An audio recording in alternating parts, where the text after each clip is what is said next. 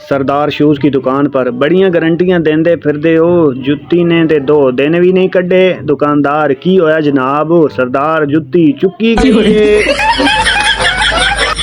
एक मरीज दूसरे से डॉक्टर पर्ची पर ऐसा क्या लिखते हैं कि सिर्फ मेडिकल स्टोर वाले ही समझ पाते हैं। दूसरे मरीज, लिखाई तो समझ नहीं आती लेकिन मतलब यही होता है, मैंने लूट लिया अब तू भी लूट लो। औरत अपनी पड़ोसन को कह रही थी, तुझे मालूम है 20 साल तक मेरी कोई औलाद नहीं हुई। पड़ोसन हैरानी से, फिर तूने क्या किया? औरत, फिर मैं 21 साल की हुई तो मेरे पापा ने मेरी शादी कर दी, फिर जाके मुन्ना हुआ। पड़ोसन खड़े खड़े बेहोश हो गई। फकीर, अल्लाह के नाम पर कुछ दे दो। आदमी, टमाटर खाओ। फकीर, खाना ही दे दो। आदमी, टमाटर खाओ। फकीर, अच्छा रोटी ही दे दो। आदमी, टमाटर खाओ। फकीर, आखिर टमाटर ही क्यों खाऊं? आदमी की बीवी बोली, ये तोतला है, ये कह रहा है कमा कर खाओ। फकीर, लाख दी लानत हो तेरे टमाटर थे। शोर ने बात की, बेगम ने इख्तलाफ किया। शोर ने दलील दी, बेगम ने बहस शुरू कर दी। शोर ने धीमी आवाज़ में समझाने की कोशिश की, बेगम ने चीखना शुरू कर दिया। शोर तंग आकर खामोश हो गया। बेगम ने रद्दअमल न देखा, रोना शुरू कर दिया। शोर ने माफ़ी मांगी और सब सही हो गया। अगर आप अच्छी तरह समझते हैं कि पिज़्ज़ा गोल क्यों बनाया जाता है, इसे मुरब्बा शक्ल के डब्बे में क्यों रखा जाता है और इसे मुसल्लस में क्यों खाया जाता है, तब जाकर आप औरत को समझेंगे। एक सादे से बुजुर्ग से किसी ने पूछा, आप हमेशा नीचे क्यों बैठते हैं?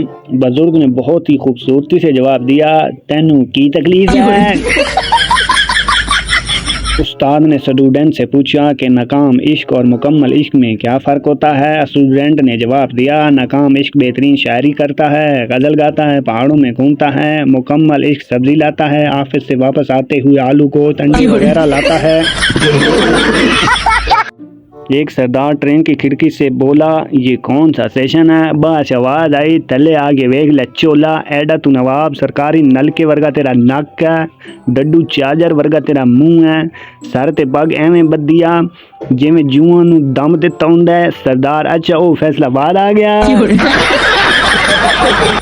बंद दुकान के थड़े पर बैठे 2 बूढ़े आपस में बातें करते हुए हंस हंस कर लोटपोट हो रहे थे कि एक राहगीर ने इनसे इतना खुश होने की वजह पूछ ली।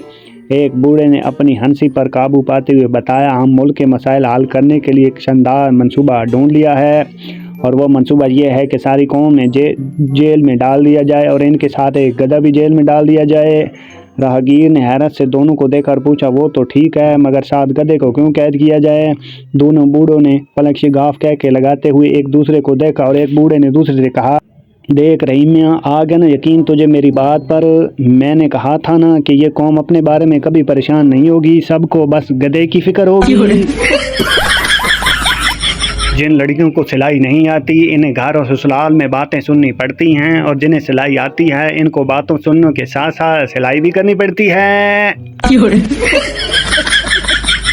अक्सर रात को ऑफिस का काम करते करते मैं सोफे पर ही सो जाता हूँ। रात को जब मेरी आँख खुलती है तो देखता हूँ कि मेरी बीवी बेड पर सोई हुई है और इसके ऊपर एक रज़ाई है और इस रज़ाई से नूर झलक रहा है। तो हज़रत, मैं ये जानना चाहता हूँ कि मेरी बीवी वो कौन सी नेकी या अमल करती है जिसकी बदौलत की रज़ाई में इतना नूर झलकता है?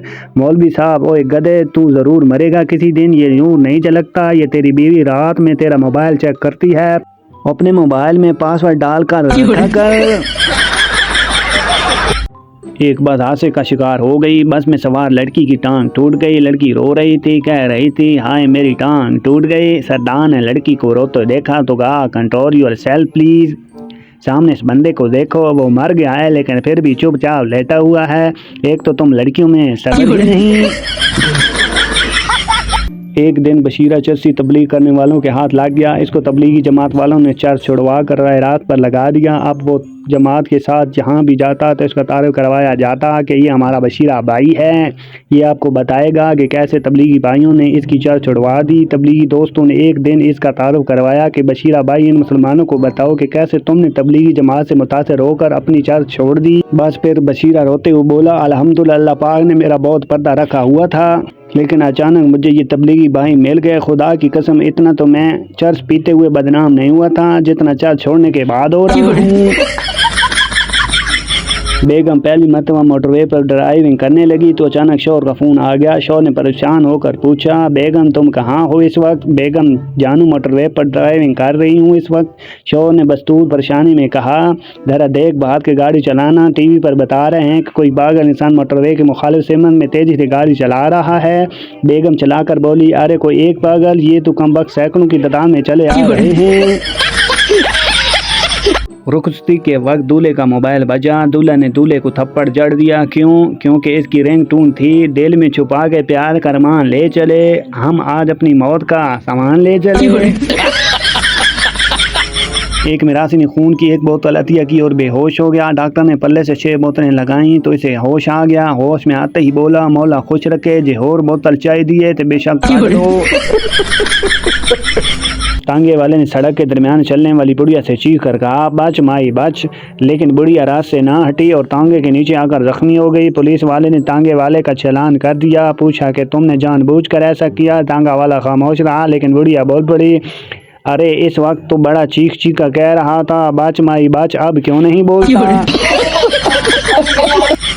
माउंट एवरेस्ट को सर करते हुए सरदार शौहर का पांव फिसला और एक खाई में गिर गया। बीवी ने चिल्लाकर पूछा, डार्लिंग तुम ठीक हो? सरदार, हाँ डार्लिंग। बीवी, तुम्हें कोई चोट तो नहीं आई? सरदार, एक खराज भी नहीं आई। बीवी, ये कैसे हो सकता है? सरदार, क्योंकि मैं अभी गिर रहा हूँ।